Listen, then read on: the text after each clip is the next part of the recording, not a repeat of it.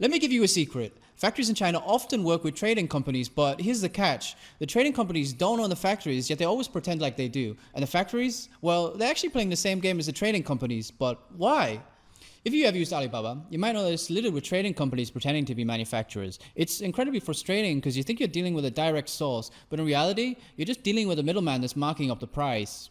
But how can this happen? Let's take a step back and break things down. Factories, well, they're pretty busy producing stuff, right? They actually don't always have the infrastructure necessary to deal with all the sales, international customers, logistics, and so on. So they partner with the trading companies.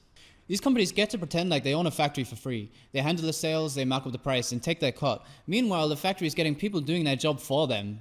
Now here's the real kicker. Factories can work with multiple trading companies at the same time, sometimes even a dozen or two, as they think that the more companies that they partner with, the more potential sales they have. They don't have to put all their eggs in one basket.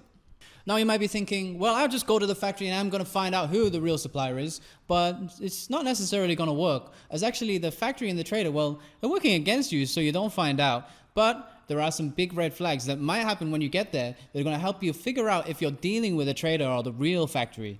Here's one trick that I've seen before. You go to the factory and you ask to see the big boss, but oh no, the big boss is sick on that day. Please come back next week or the week after when they know that you're not even going to be in China.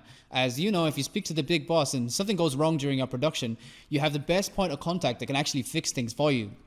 But in the case of a sick boss, he's probably just avoiding you so the trader can handle everything for him. I actually seen it before where I pulled up to a factory and saw a nice car out the front. Actually belonged to the big boss, but he's just avoiding you. He's either hiding in the factory somewhere or he went out for lunch. Another classic, ask the salesperson where the toilet is. Sometimes they have no idea at all. And that's because these trading companies, well, they're working with multiple factories at the same time. So if a customer shows up and wants to see the real factory, well, then they just show up to the relevant factory on the day and pretend like it belongs to their company.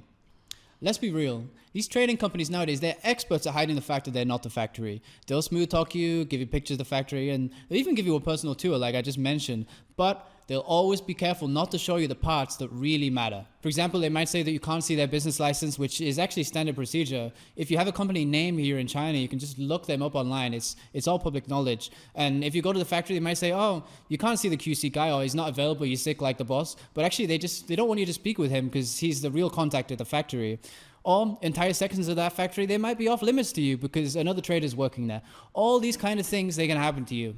Now, there is actually a proper way you can figure out if you're working with a trading company or a real supplier. You can dig through paperwork, or it's always in Chinese, looking on the internet, registration details, business license, as I just mentioned before. But that's a topic for another video, and I promise I will cover it in the future.